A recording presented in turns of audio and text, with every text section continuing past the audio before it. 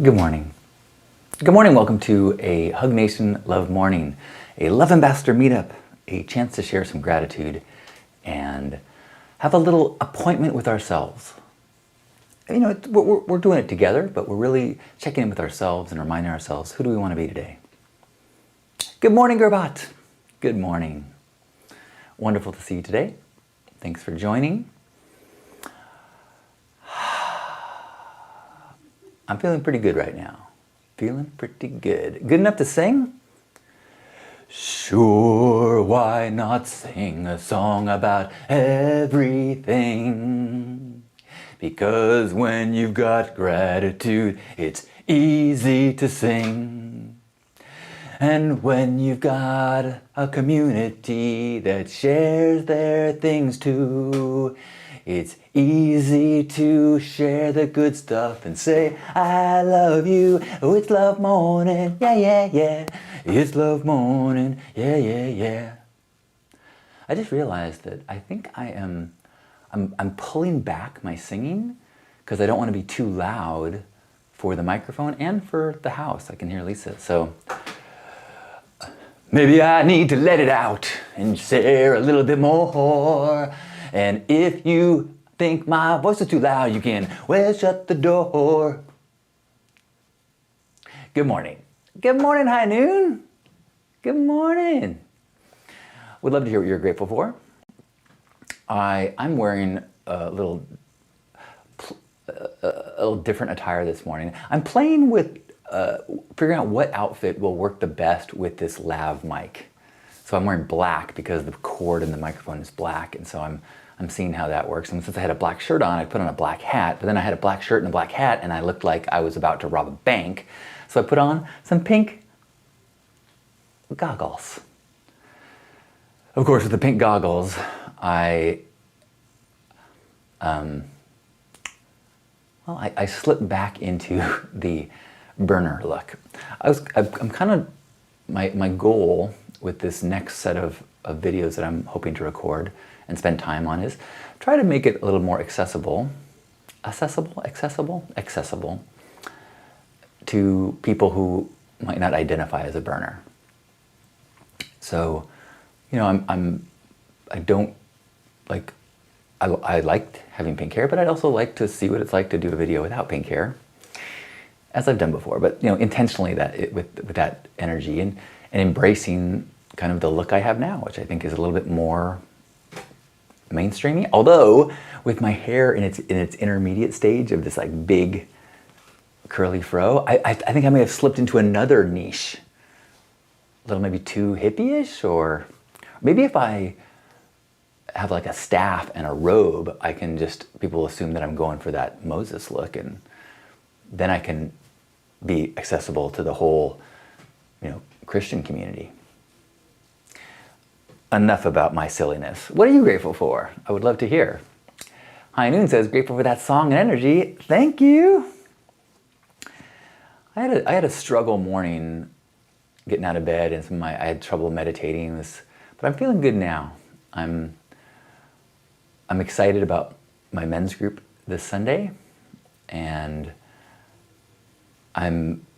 there's a number of things that I want to kind of polish up before then, but I'm feeling good about that, the path there. So I'm grateful that I have a great group signed up, and grateful that we're full, and grateful that I've done it before with Ishmael, and so I know I'm not starting from scratch. I'm going to basically do what we did before with a new group of people. So mostly new, a couple returning people. Good morning, Janet. Janet says, grateful for the exploration of self and body as a canvas. It's an artwork every day. Yeah. And I'm grateful for the self-awareness of kind of the beauty of subtle things. And you know, as a kid, when I had a chance, not kid, like in college, you know, the way I decorated my dorm room was pretty bold. And as an adult, I like plants and neutrals and whites and clean, and it kind of makes me, I feel better in that environment. And the same is true with my personal radical self-expression. My radical self-expression is feeling more peaceful and authentic, to be a little bit more soothing and less dramatic. And I'm appreciating that that too is a part of the body and self as canvas. Thanks, Janet. You know, the idea of you know, your life is your art is something that I, you know, continually return to over the years, and the way you look, the choices you make, the values that you use to inform your decisions, and you know, everything can be part of the artistic experience and expression of being a human being.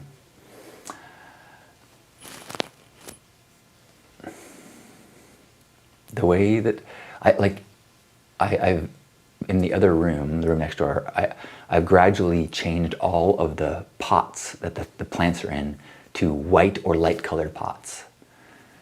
So we've got a white, like circular couchy thing, and then these plants and white plants and white pots that line the wall. And it's, a younger me would be surprised how much energy and attention and joy and appreciation I got from that expression and the way it's all coming together and the way it looks. I got my final pink pot, or not pink, white pot. And what I generally do is I find plastic pots for the large ones, especially because I can't, when I gotta move things around quite a bit. And so I've got this, the last one I got was a large white plastic pot to put another pot inside of, so I can still move it. But I looked at it this morning, I'm like,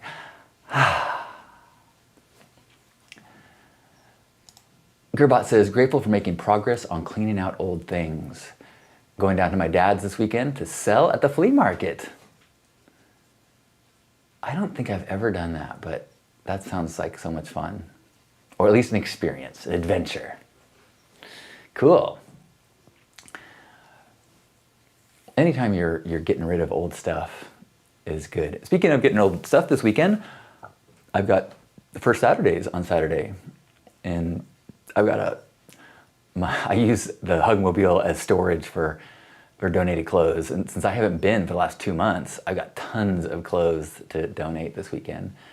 And actually, because the school is out, we should have way fewer volunteers, which is actually, I enjoy it when we have fewer people.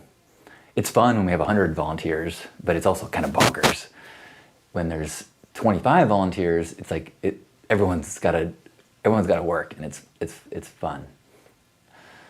So that'll be this weekend. Looking forward to some first Saturdays, and I'm also looking forward to reconnecting with that part of my identity as I go through life, knowing that I have first Saturdays as part of the way I have dedicated my life.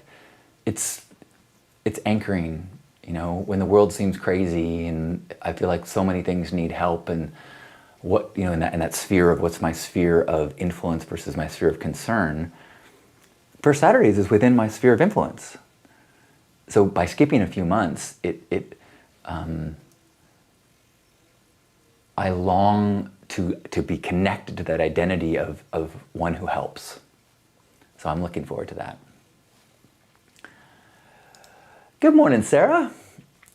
Sarah says, grateful to be here with you all. Hoping you had a wonderful birthday filled with your heart's desires.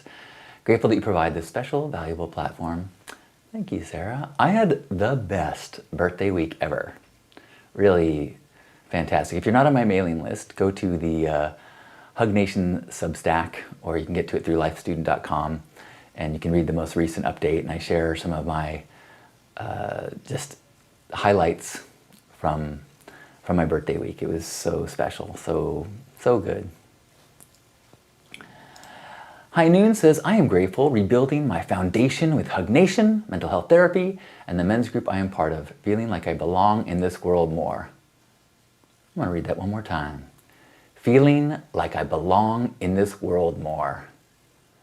That is so big.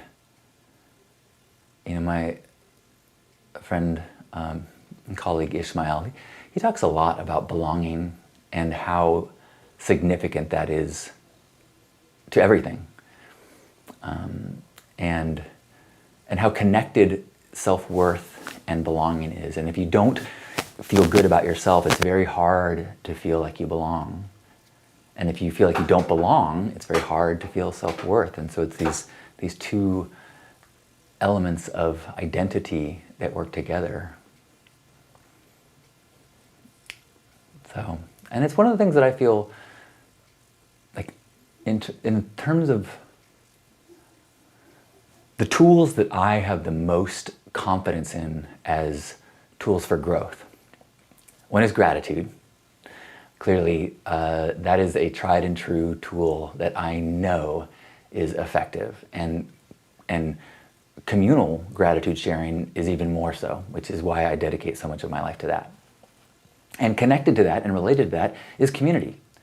I witness more and more and over that it requires a feeling of belonging in community to give a healing human the safety to reveal, and then feel as they reveal in this scary place, as they share the uncertain, gooey insides that are not perfect, when community can then wash that scary place with love, and they still feel they belong, even with that reveal and vulnerability, that so much healing can happen from that place. And so a lot of my work is not in teaching anyone anything, but in trying to create containers of safety and love, so that as people just allow themselves to be authentic, the healing just happens. And that's kind of the intention behind the men's group I'm doing this weekend. That's the intention behind this container. It's can we create an expectation of support, of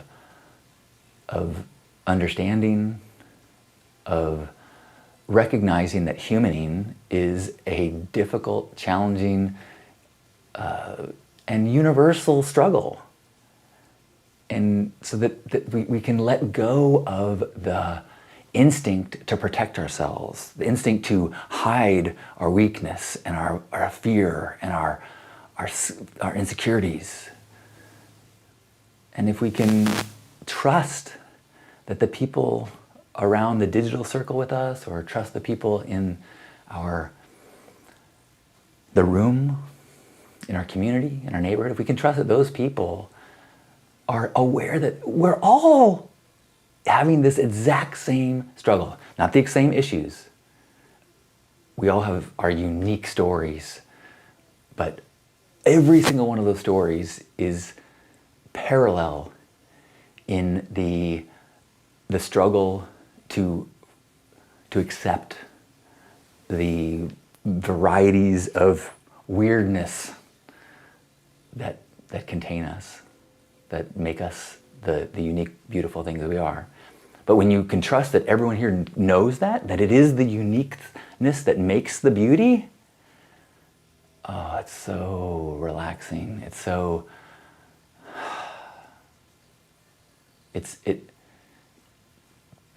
it's so easeful to shift from the objective, the mindset, to try to figure out what you need to do, how you should act, what you need to say, how you reveal it. What's the technique and method to present in a way that will allow you to belong, instead to just go, no, I'm going to let go of all that strategy and simply try to notice when I'm shoulding and push that away and let go of all the strategy and just allow this is me, and trust that the people that matter are going to see the truth and treasure it and truly see that that is the most beautiful thing that you can witness in the world, is another human being revealing their truth.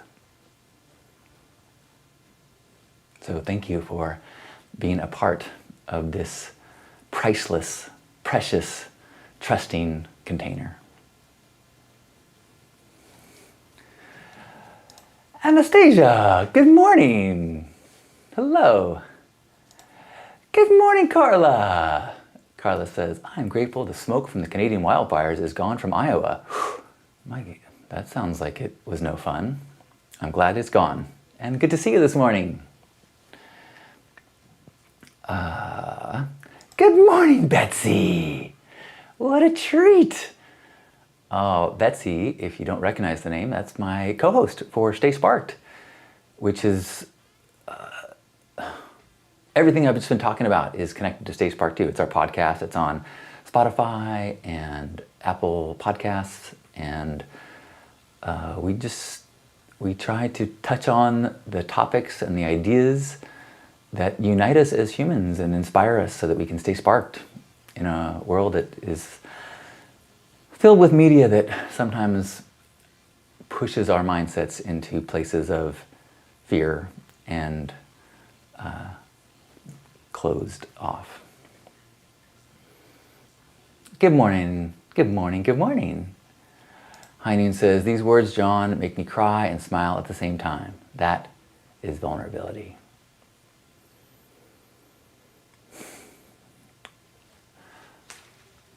Thank you to all who cry. It's always interesting to me when I'll be in a circle and someone will start to cry and they'll say, I'm sorry. If I'm in the place to do so, I will say, oh, thank you. There is nothing to be sorry for. We are grateful. We treasure this raw, beautiful expression of your truth. Thank you for sharing with us. I was listening to a podcast that I love. Amy Poehler has got a new podcast, and she had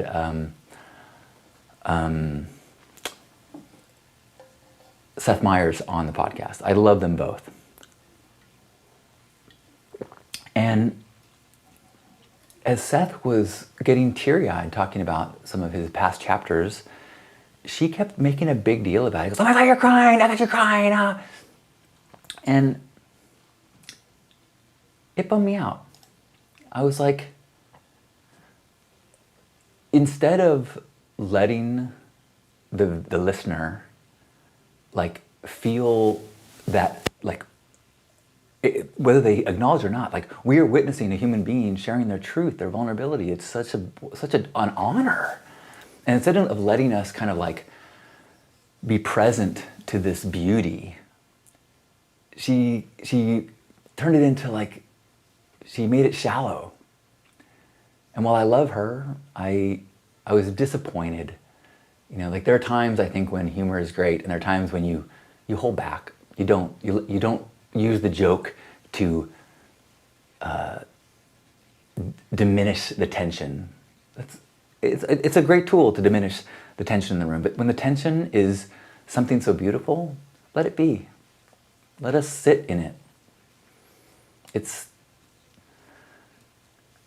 Laughter is my favorite thing, and crying is just as good.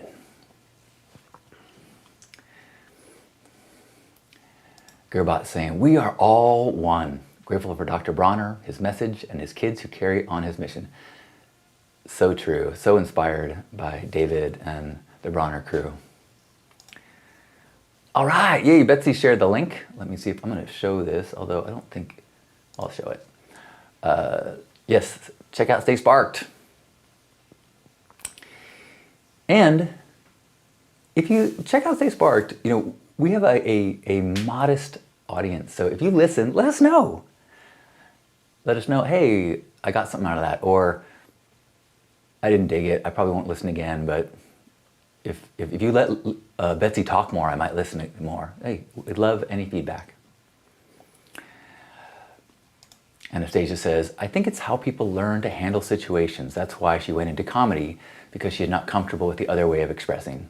I think you're probably right. And like traditionally and kind of stereotypically, comedians are damaged, and comedy is the way that they work through and process their struggles. And a lot of that struggle has to do with self-worth, you know? So this is all related. And then the comedy, the approval of the audience is a way of functioning and feeling worthiness. I certainly know that experience. And I'm guilty of the same comedy tools. But I try to practice wielding them in ways that diminish tension in the pursuit of more vulnerability, not to protect vulnerability. Good morning, Hope. Good morning. So who else has things that they want to share that they're grateful for? I've got a bunch of things.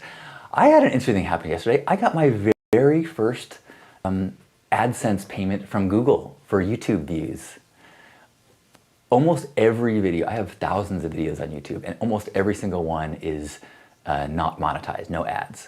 But I guess I have some on there that have ads, because after 20 years, I finally got enough. I broke $100, which is the threshold for a payout. So I just got $100 payment from YouTube. I am now a professional YouTuber for the first time.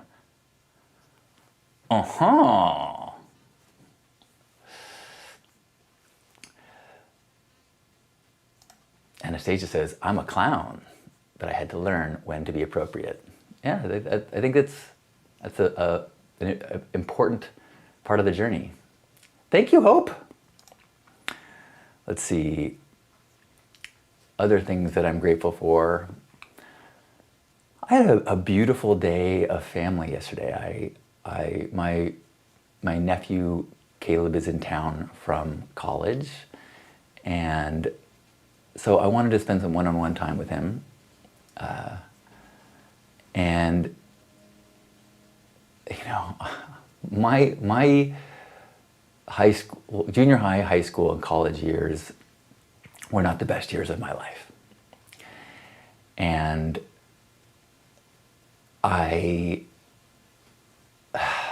it was really good to be able to drop in, and I feel like I understand a lot of the struggles of youth.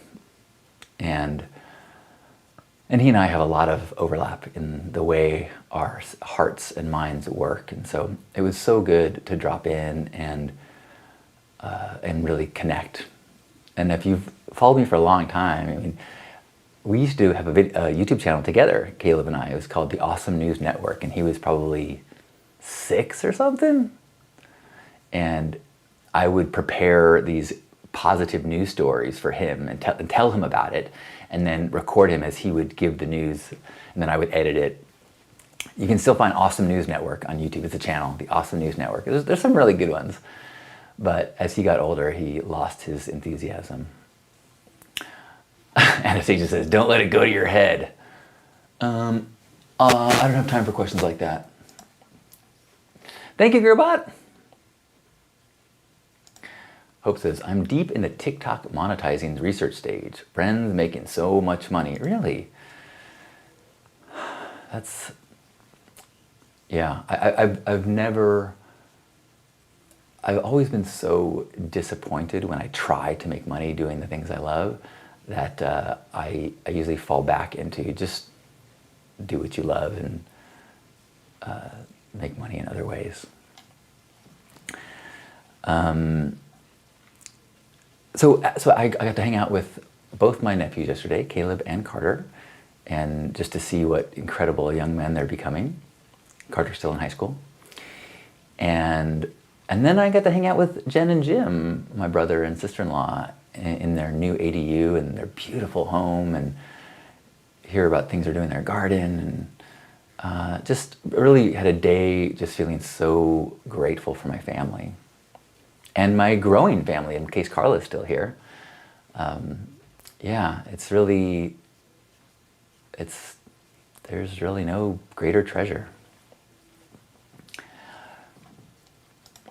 High Noon says, I'm grateful for reconnecting with the single-speed, hardtail trail bike that allows me to find my inner child. Nice. Juan says, I'm grateful to hang out with my boy and he with I. How cool is that? Really, I mean, I'm so glad that you're aware of it and in tune with it. You know, it's what everybody says on their deathbed. I wish I spent more time with the family.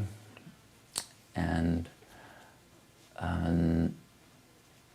so it's really, you know, it's so important to value those things while they're happening. To shift, sometimes for myself, when I was younger, I had to really change my definition of productivity, because for a long time productivity was in the category of professional. And so if my family or friends, like even like social events, I felt like they were in the way of me being productive. And I had to really change, like, wait, what is life about? Like, if I have an opportunity to spend time with my mom, that's productive. That is time well spent. And so making sure that we don't feel like family time is in the way of what we should be doing is a really significant, you know, healing to our minds that I think is sometimes hard.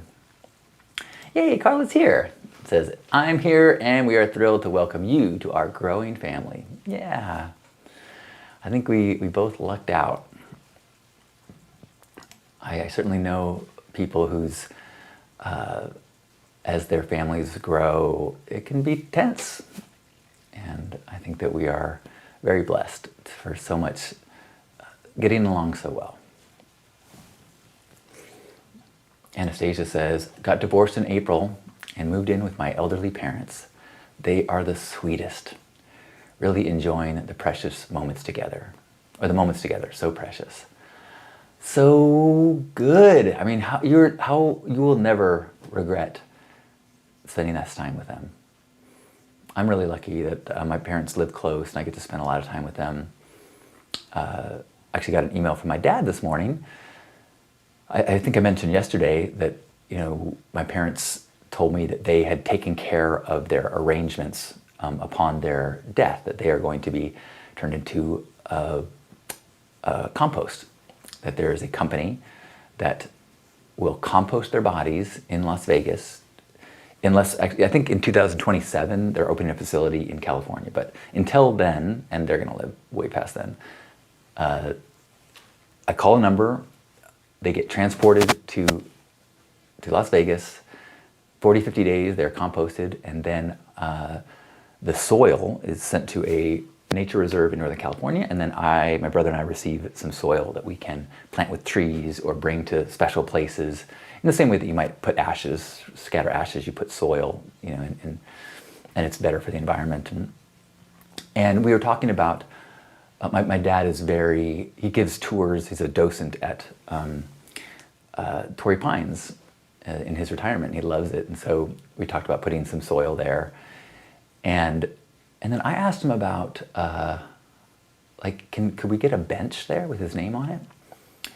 And so it was, I love that I'm having this conversation with him, you know, and then he emailed this morning and said, oh, here's the information on benches. And then he sent me another, oh, I just read it. It's way too expensive. Don't do that. And the more I read it, it was like, you basically get a plaque on a bench for 10 years for $10,000. And I was like, feels cool. Like if I knew that there'd be like a concrete bench overlooking the ocean until that concrete dissolved, like way past, in perpetuity, like that might be a cool thing. But just like renting a bench for 10 years, it didn't feel like a a monument, yeah. So I'm not going to do that. Not going to get a bench.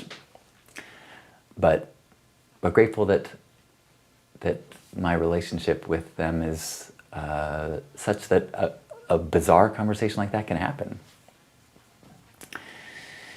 Any last gratitudes anybody want to share? I'm grateful that I have the resources to have some help with home cleaning. And I have someone coming today who is lovely and does such a good job. And I said I'm really grateful for the men's group that is this weekend and the great group of guys. I'm a little nervous. I definitely get nervous about doing a good job, and what if people don't like it? What if people think that I wasted their time and money?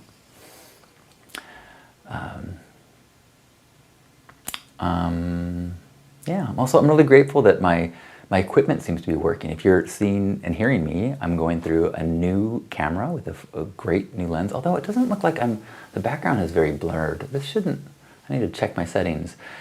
It should be blurry in the background, crisp on me. I'm also using a lavalier mic. In previous, I was using this mic, and I might return to a mic like that, but I'm using this little one here, and it should sound and look pretty good. And I'm recording it in 4K, so in case I said anything brilliant, I could use the archive and put it on YouTube, where I'm now a professional YouTuber.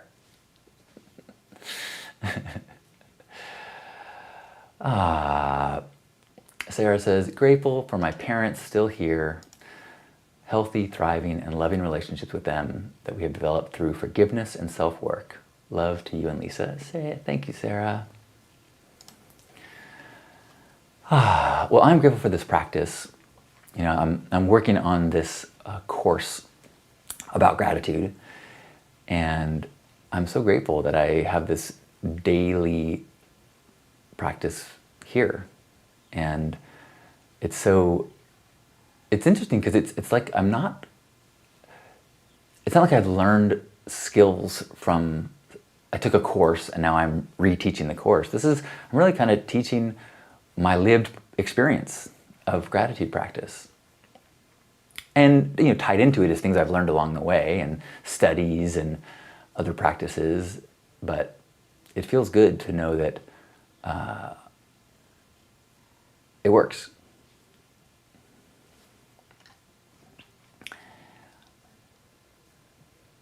Heineen says, y'all, love y'all, and so blessed to be in the presence with this community. Well, with that, wherever you are, let's give ourselves a big old squeeze.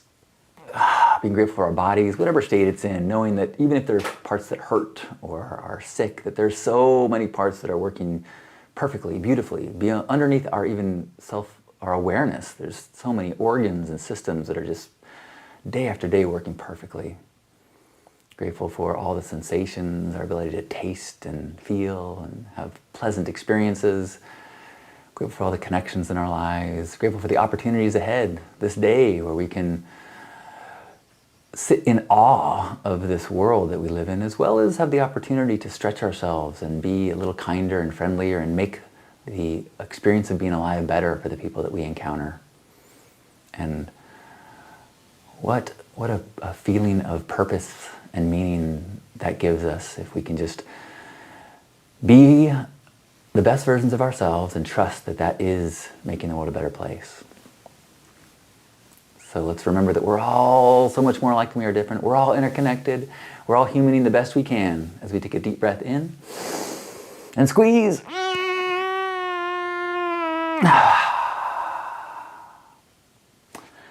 On behalf of Grandpa Caleb and all of us here, thanks for being here for this Hug Nation Love Morning. I love you. Enjoy your day. Oh, I didn't even talk about what it is to be a man. You know what? I'm gonna just give a couple thoughts on that because it's something I wanted to try to express. And if you have to go, please go. But because I put that in the description or the. So I was reading a person that I am connected with online, and I respect a lot of things he says, and have questions with others. But he was talking about the purpose and the meaning of being a man, and that it's about safety. That a man's responsibility and purpose is to create safety for his partnership, for his family, and that part of that is physical safety. I'm just gonna let somebody in the door.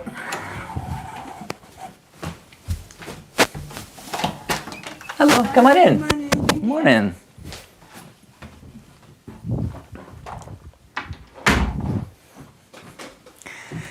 Sorry about that. Let's see if I'm still in focus. Yes, okay. So part of that is about physical safety, and that in the modern world, a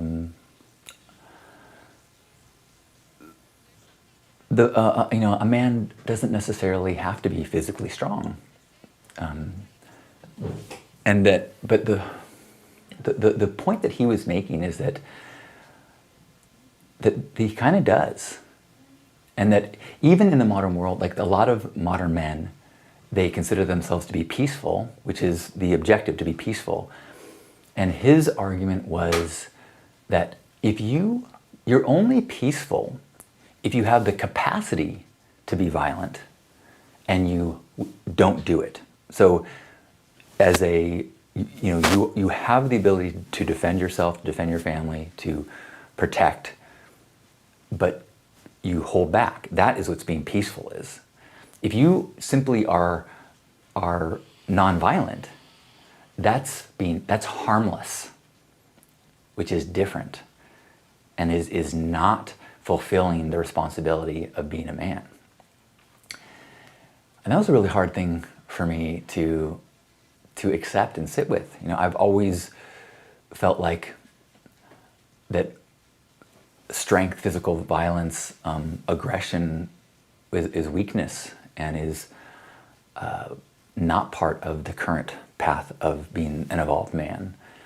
And so trying to get my head around this idea of it's not the absence of strength that is the goal of evolution as the masculine, but the presence of aggression and the capacity to wield it if necessary is the objective. And I don't know, I guess I'm curious what people think about that. I'm thinking about using that as a starting point for some conversation in the men's group this weekend, is what is our relationship with physical strength, with violence, with anger? Is being a man wielding these aspects of the masculine with control, or is being a man ridding these things from our persona and our repertoire? And I think I used to think it was eliminating them, and now I'm wondering if I need to integrate these aspects of masculinity. Gerbat says, so by that logic, the Dalai Lama and the Gandhi were not peaceful men. Correct. I think that would be the argument. That they're harmless.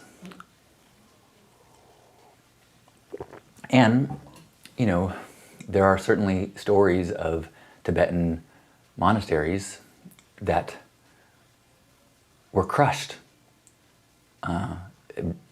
like horrifically destroyed. And then you've also got these like Shaolin monks who learn self-defense. And that's a whole different kind of peacefulness. So I think that's the question. And in a world where violence there is, people do have the capacity for violence. that if you don't have the ability to, if one person resorts to violence, then and you lose, that feels like a precarious place to be. Anastasia says, look up fencing terminology decorum, which talks about respect, and the art of fencing, which can be violent, but the bouts are done with structure and organization, but killing was only used in battle or duels. Decorum. Yeah, and then I remember I took Aikido for many years growing up, and there's not even any offense in Aikido. Yep. But I was really affected by the teaching in martial arts of that, if you are drawn into a fight, you've lost. The strength is in not using the violence, which is, yeah. But something about having the capacity, and there's another part of that is that as I'm aging, and even my natural strength is weakening. I have more trouble opening jars, and like the strength of being a young man is slipping, which it does affect my story of my ability to protect. Not that, thank God I never was in a situation where some primal part of me physically jump into a fight or something like that, because I certainly do not have the training or the capacity. Heinen says, I am scratching my chin in this too. Cool. Well, and I was just curious about perspectives. I love the Gerbat's Dalai Lama question, and maybe it's that they are peaceful and they're harmless, and that a peaceful leader who has the capacity to use strength is ultimately more effective. Because in the present, it only takes one leader who's willing to resort to violence that then becomes dominant. That's the really horrible part about the way the world works is it takes one person willing to resort to violence that destroys a whole system. Maybe this is too dark a topic. Maybe I shouldn't touch on this, but as the world becomes uncertain, the possibility of being in situations where people resort to violence, I think it's not zero. And I've spent most of my life with the thought of, I have put zero energy into being able to defend myself. If the system collapses and we have roving bands of marauders and I have no guns, I do not know self-defense, I'm out. That game will be won by someone else. Juan says, in the past, this is more true than now. I think that's true too. And, we live in a time where we could have a hack in our electrical grid and, spend a few weeks or months without electricity and life could get very different. I don't know. Again, maybe this is too dark. Heinun says, nonviolent communication is something I'm working on and see that as a better way to diffuse the situation. I think that is an incredible tool, for sure. And maybe that's the... I do have a friend that is quite capable of defending himself, and I had a talk with him once where I'm like, hey, if we are in a post-apocalyptic world, I have no value. And he's like, no, sure you do. We need people who can calm us down lead us and build the community. And I'm like, oh, I hope that's valued by the people who have the guns, because it'll be interesting. Anastasia says, not with today's BS and thoughts of World War III, you would be an amazing person no matter what the circumstances. I hope so. I hope so.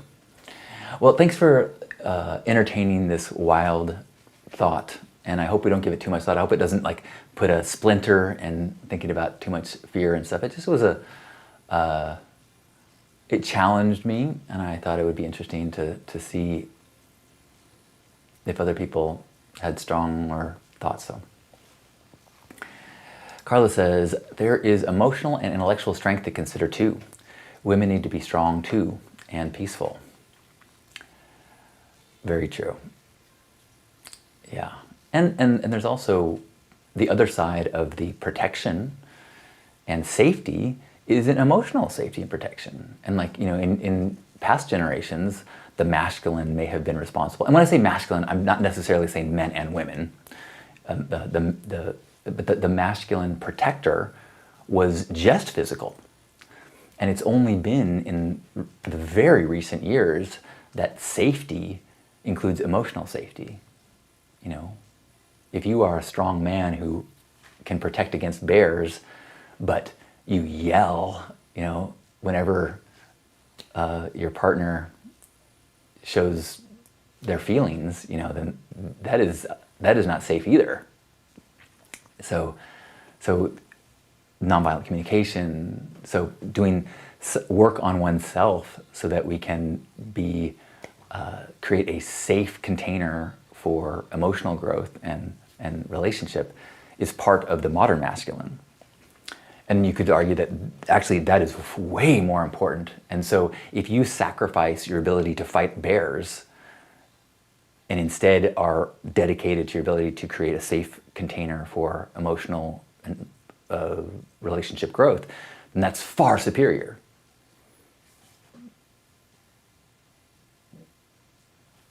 I think that's a valid argument as well. Sarah says, it's a good topic. I appreciate this. Peace starts within. I lived the martial arts. My Qigong practice was fascinating, learning how to bring peace to myself through practicing and transmuting my anger. I think in my last men's group, I left that with a strong awareness of the men who seemed the most healthy had ways to practice and cultivate the aggression and strength and the primal in martial arts, for example, or boxing, so that they didn't suppress these energies, but they channeled them in healthy ways. And I think that's the ideal. Like I think I'm more of a suppressor. So I don't have the tools for healthy expression of anger and aggression, which are natural. There's nothing wrong with anger and aggression. There is unskilled expression of those things that is problematic. Gerba says, I appreciate examining and discussing the interesting points of view. Thanks for sharing. High Noon, thanks. Juan says, more has been won with a pen than with a sword. That's a good perspective. Vesper says, the healed masculine is like the circle of stones around the sacred fire of the feminine. The greatest samurai is the one who never needs to draw his sword. Amen. And I think the question is I think many of the modern men have stopped even considering that a sword is even necessary. And so I'm introducing the thought of like, well, does the modern masculine need to, not need to, but is there a value to cultivating and having mastery over aspects of the sword that you then can choose not to use? Because if the argument was, if you're simply nonviolent, that's not peaceful, that's harmless. Peaceful is when you're the samurai and you have the sword and you choose not to use it. That's the ideal. That was the argument. That's what we were discussing. So thanks for indulging this adventure in thought. I'm so grateful for you. Thanks for being here. I hope you have a beautiful day. I will see you tomorrow. And